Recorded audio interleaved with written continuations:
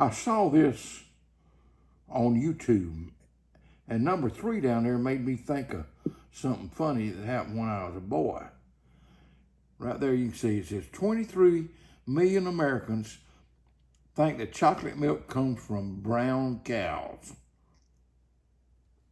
And I had a funny flashback to the 1950s.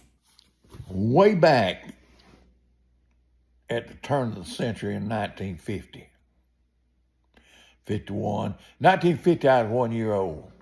1954, I was about 4 or 5. And back in those days, women breastfed their babies. It was a different time. I thought you'd already done this. I ain't done this one. It was a different time back in those. And very few babies were bottle fed because of the expense and the trouble. They were breastfed. And to be honest with you, a lot of them women weren't very modest about nursing their baby. They would just nurse him in public, nurse him in church. I'd hide. Baby doll would hide when she was nursing, but she was in the late 60s. But this was in the 50s. And a lot of people didn't nurse whenever you were nursing. I was in the early 70s. You was in the early 70s, that's right. But anyway, they would just nurse. They just whip it out and nurse wherever they was. Downtown, church, it didn't make no difference. When that baby wanted some nanny, they got their nanny. Well, we were in Christo's 5 and dime. You old timers know what a 5 and dime. You know what a dime store is, 5, 10-cent store.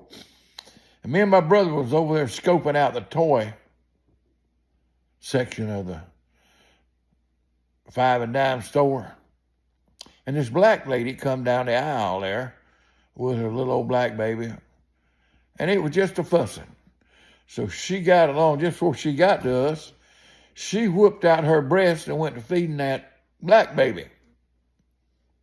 And the baby just shut right up when she nursed him. She walked on by us and walked on down way a little bit.